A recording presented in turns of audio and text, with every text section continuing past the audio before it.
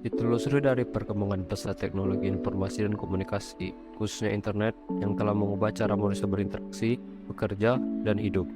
Seiring dengan meningkatnya penggunaan internet dan teknologi informasi, muncul berbagai masalah etis dan moral, seperti privasi dan keamanan data, penyalahgunaan informasi, penggunaan teknologi untuk kejahatan, dan masih banyak lagi. Masalah-masalah ini mendorong munculnya perdebatan tentang bagaimana seharusnya kita menggunakan teknologi dan internet secara etis, serta bagaimana cara melindungi diri kita sendiri dan orang lain dari dampak negatif penggunaan teknologi dan internet yang tidak bertanggung jawab. Selain itu, dunia maya juga membuka peluang bagi orang-orang dan motif kejahatan untuk melakukan penipuan, pemerasan, dan penyalahgunaan data yang dapat merugikan individu maupun masyarakat luas. Oleh karena itu, diperlukan standar perilaku dan prinsip moral yang mengatur penggunaan teknologi dan internet, yang kemudian dikenal sebagai cyber etik atau etika siber. Cyber etik juga muncul sebagai tanggapan atas masalah teknologi informasi dan komunikasi yang semakin besar dan kompleks, sehingga memerlukan panduan moral dan etis yang sesuai untuk menyelesaikan masalah yang muncul. Dalam hal ini, etika cyber menjadi semakin penting dalam era digital yang semakin maju.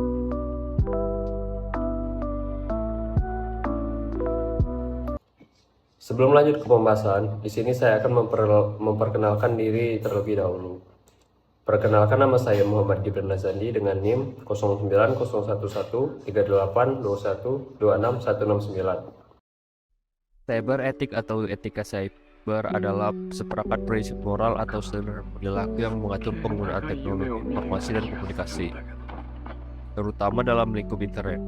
Etika cyber membahas masalah etis dan moral dalam penggunaan internet dan teknologi informasi, serta mencoba untuk menjawab pertanyaan tentang bagaimana seharusnya kita berperilaku secara etis di dunia maya. Etika cyber menyakup berbagai aspek seperti privasi dan keamanan, kebebasan berbicara dan ekspresi, hak cipta dan kekayaan intelektual, cyberbullying, cyberstalking, phishing, dan banyak lagi. Etika siber juga membahas bagaimana kita seharusnya menggunakan teknologi dan internet secara bertanggung jawab, serta memperhatikan dampak sosial dan lingkungan dari penggunaan teknologi. Dalam era digital yang semakin maju, etika siber sangat penting untuk memastikan penggunaan teknologi dan internet yang aman, adil, dan bertanggung jawab. Etika cyber juga memainkan peran penting dalam membangun kepercayaan dan keamanan di antara pengguna teknologi dan internet, serta dalam mempromosikan keadilan dan kesetaraan dalam akses dan penggunaan teknologi informasi dan komunikasi. Ditelusuri dari perkembangan pesat teknologi informasi dan komunikasi, khususnya internet, yang telah mengubah cara manusia berinteraksi, bekerja, dan hidup. Seiring dengan meningkatnya penggunaan internet dan teknologi informasi, muncul berbagai masalah etis dan moral, seperti privasi dan keamanan data, penyalahgunaan informasi, penggunaan teknologi untuk kejahatan, dan masih banyak lagi. Masalah-masalah ini mendorong munculnya perdebatan tentang bagaimana seharusnya kita menggunakan teknologi dan internet secara etis, serta bagaimana cara melindungi diri kita sendiri dan orang lain dari dampak negatif penggunaan teknologi dan internet yang tidak bertanggung jawab. Selain itu, dunia maya juga membuka peluang bagi orang-orang dan motif kejahatan untuk melakukan penipuan, pemerasan, dan penyalahgunaan data yang dapat merugikan individu maupun masyarakat luas. Oleh karena itu, diperlukan standar perilaku dan prinsip moral yang mengatur penggunaan teknologi dan internet, yang kemudian dikenal sebagai cyber etik atau etika siber. Cyber etik juga muncul sebagai tanggapan atas masalah teknologi informasi dan komunikasi yang semakin besar dan kompleks, sehingga memerlukan panduan moral dan etis yang sesuai untuk menyelesaikan masalah yang muncul.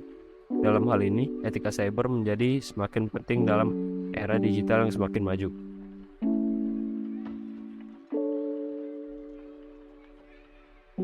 Pelanggaran cyber etik atau etika cyber dapat beragam, tergantung pada konteks dan peraturan yang berlaku.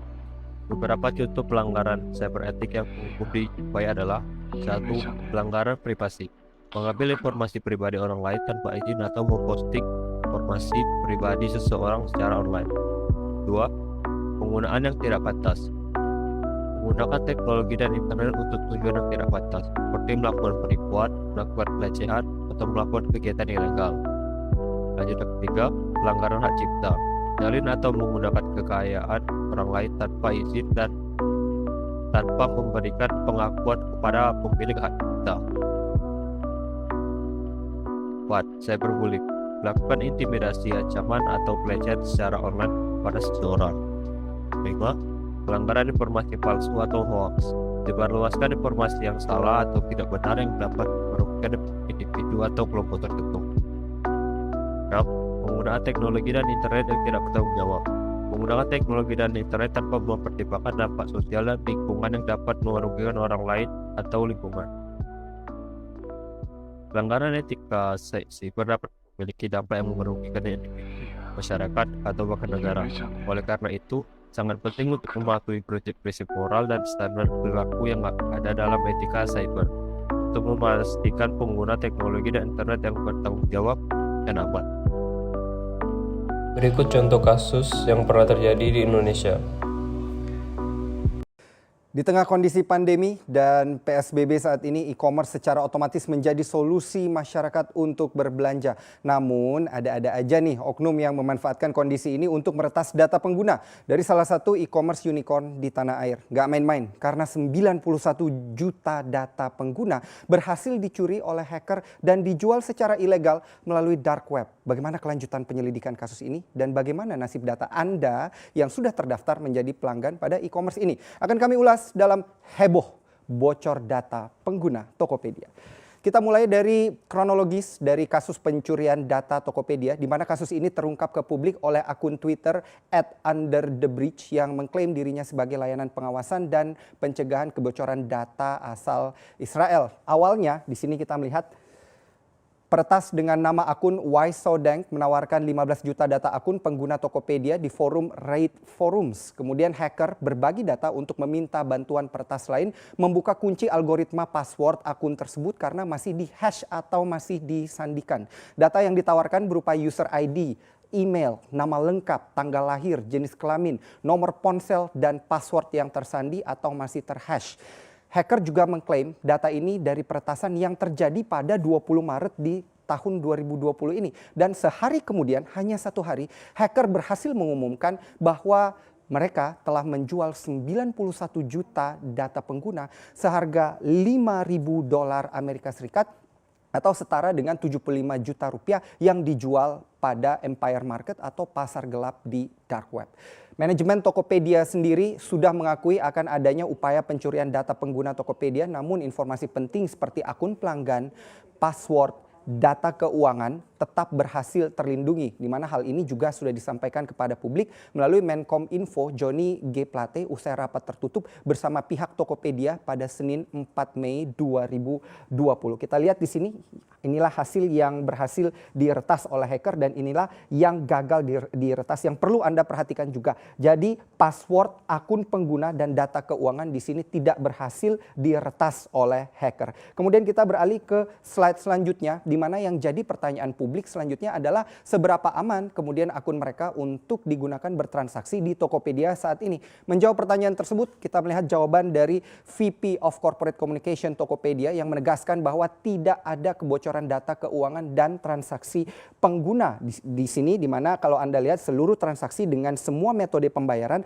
termasuk informasi kartu debit, kartu kredit dan juga OVO di Tokopedia tetap terjaga keamanannya. Hal ini juga diperkuat oleh pakar media sosial dari Drone Emprit and Kernels Indonesia, Ismail Fahmi, yang mengatakan bahwa sistem IT di Tokopedia sebenarnya relatif aman karena Tokopedia punya sistem OTP atau one time password. Jadi setiap kali Anda login akan dikirimkan OTP lewat SMS atau WhatsApp untuk mengkonfirmasi pengguna. Namun aspek yang terpenting lainnya dari kasus ini bukanlah password di situs Tokopedia, melainkan data-data personal yang bocor seperti email, nama, alamat, tanggal lahir, dan nomor telepon yang dapat digunakan untuk keperluan lain. Adapun bahaya kebocoran data yang perlu diwaspadai pengguna adalah profiling, scamming, dan juga phishing.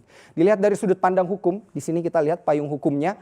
Kasus Tokopedia akan ditangani dengan Undang-Undang ITE dan Peraturan Pemerintah Nomor 71 Tahun 2019.